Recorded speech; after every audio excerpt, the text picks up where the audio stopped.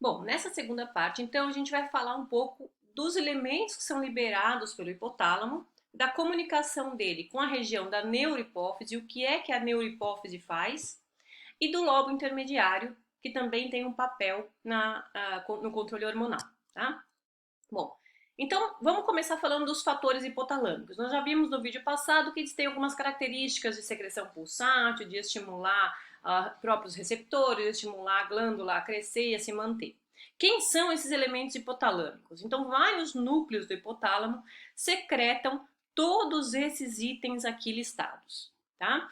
Vamos dar nome para esses itens aqui, que geralmente a gente encontra por aí somente com as letrinhas aqui, né, que formam a abreviação da palavra e muitas vezes a gente não sabe o que significa. Então, toda vez que tem RH ou FH, é hormônio liberador ou fator liberador. Como o nome é uma sigla em inglês, né, então a gente acaba trazendo para o português somente o significado do nome sem fazer uma tradução direta da sigla também. Mas vamos lá que a gente vai lembrar de todos eles já já.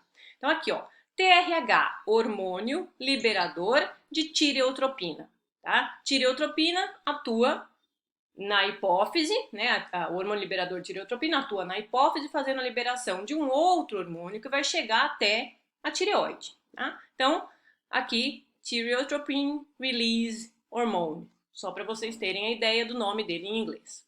A mesma coisa serve para os outros, né? Então, aqui eu tenho GnRH, será o hormônio liberador de gonadotrofina. CRH, hormônio liberador de corticotrofina. GHRH, hormônio liberador de hormônio do crescimento, growth hormone, tá? Então, hormônio liberador de hormônio do crescimento. GHIH, hormônio inibidor do hormônio de crescimento, que mais tarde, né, depois de ter sido classificado já com essa nomenclatura, foi observado que ele era a somatostatina. E aí, então, acabou ficando com essa outra denominação pela somatostatina específica liberada pelo hipotálamo. PRF, fator liberador de prolactina. PIH, hormônio inibidor da prolactina, também mais tarde observado ser a dopamina liberada pelo hipotálamo. E por último aqui, hormônio inibidor do hormônio estimulador de melanófilos. Tá? Então esse aqui é mais complicadinho. MSH-IH é o hormônio inibidor de hormônio estimulador de melanófilos.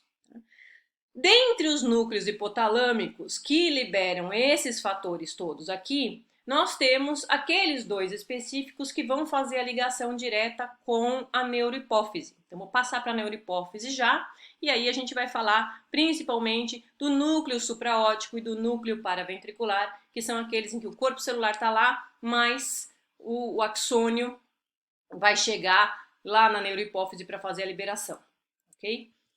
Então aqui somente um resuminho disso tudo que a gente estava falando, né? Alguns dos núcleos hipotalâmicos aqui representados, a comunicação direta desses núcleos que são supraóptico e paraventricular para a neurohipófise. Então veja, o corpo celular está no hipotálamo e o dendrito está aqui na neurohipófise para liberação dos hormônios da neurohipófise, mas outros vários núcleos que compõem o hipotálamo secretam no sistema porto-hipofisário, que é aqui essa rede vascular pequenininha, que vai chegar a levar o hormônio até os núcleos da adenohipófise. E daí na adenohipófise eu vou ter vários outros hormônios sendo liberados. Ok? Então a gente vai passar pelos nomes de novo e vamos falar de todos esses eixos aqui durante os próximos vídeos. Então, aqui os hormônios da neurohipófise, produzidos no hipotálamo, liberados na neurohipófise. Então, eu tenho lá núcleo supraóptico e núcleo paraventricular, são os dois importantes aqui para o eixo da neurohipófise. Nesses núcleos são produzidos vasotocina e ADH, específico para mamíferos, né? Então, vasopressina ou ADH, que é o hormônio muito semelhante à vasotocina, com poucos aminoácidos que modificaram, que são aqueles controladores, principalmente, da quantidade de volume circulante. Junto com esse vasotocina ou ADH, a gente tem a neurofisina 2, que é um hormônio de ligação. Tá? Então, ele serve para dissociar na corrente sanguínea a vasotocina ou o ADH. E a ocitocina, que é produzida juntamente com a neurofisina 1. Então, mesmo neurônio que produz, mesmo corpo celular que produz ocitocina, produz neurofisina 1, mesmo que produz vasotocina, produz neurofisina 2. Não são produzidos no hipotálamo, liberados na neurohipófise. A vasotocina, ou a vasopressina, no caso dos mamíferos, ela tem um papel importante aqui na regulação de líquidos, regulação de volume. Tá? Então, em vários organismos em que a gente encontra a vasotocina participando da regulação, ela tem receptores espalhados em determinados tecidos que vão mudar, logicamente, de acordo com o grupo que a gente está falando. Tá? Então, nos peixes, existe uma relação com a diminuição de fluxo urinário. Peixes marinhos têm um controle de fluxo urinário. Em répteis, a gente tem reabsorção de líquidos na bexiga, então é específico para um controle de volume daqueles animais que não podem perder uma quantidade de água muito grande. Então, no caso da gente, nossa bexiga só serve para armazenar. Nós não temos como rever o que tem lá dentro e recaptar líquidos. Mas os répteis têm como reabsorver líquido da própria bexiga. No caso dos anfíbios, vários deles utilizam a vasotocina para o controle da permeabilidade epitelial. Então, conseguem fazer o fluxo para absorção de mais água ou menos água através do epitélio. Como é que funciona esse hormônio? Como é que a vasopressina, ou a ADH, ou a vasotocina funciona? Depois de elas serem liberadas pela neurohipófise, produzidas no hipotálamo e liberadas pela neurohipófise, na circulação sistêmica, ela procura o receptor específico, tá? que é um receptor de membrana, e aí esse receptor específico de membrana, ele vai gerar uma alteração metabólica intracelular que culmina com a produção de proteínas chamadas aquaporinas. Tá? Então isso é um dos efeitos do ADH no corpo do organismo, que é a produção de aquaporina. Essa aquaporina é um poro de água que facilita a reabsorção de água. Então esse é o principal efeito da vasopressina, embora ela também possa atuar na contratura vascular. Então ela aumenta a permeabilidade dos vasos através da contração que o vaso tem, certo? Então aqui a gente vê essas aquaporinas sendo inseridas na célula e, portanto, lá no ducto renal, no túbulo distal e ducto coletor, essas células expressam o receptor de ADH e aí então a presença do ADH favorece a reabsorção de água que seria eliminada para a bexiga, né, para a formação da urina. Além disso, a gente tem estimulação também do centro da sede através desse mesmo hormônio na região hipotalâmica, e aí então o comportamento relacionado à busca por água vai acontecer. Então aqui eu mostro para vocês com ADH e sem ADH circulando como é que está funcionando o néfron, né? Então no caso do néfron aqui no ducto proximal, na área proximal e na alça de Henle, a gente não tem a expressão de células que respondem a ADH. Então está sempre tendo reabsorção de água nessas áreas. Mas com ADH circulando, ducto coletor, né, e o contorcido distal passam então a fazer reabsorção de água, a água volta para o organismo. Sem a presença de ADH, aqui ó, não tem reabsorção de água nessa região mais distal. O outro hormônio produzido pelo hipotálamo e secretado pela neurohipófise é a ocitocina. Então aqui os núcleos paraventricular e supraóptico, que são os produtores, e aqui a liberação na região da neurohipófise. Então, o que acontece em relação à ocitocina? Quais são os estímulos?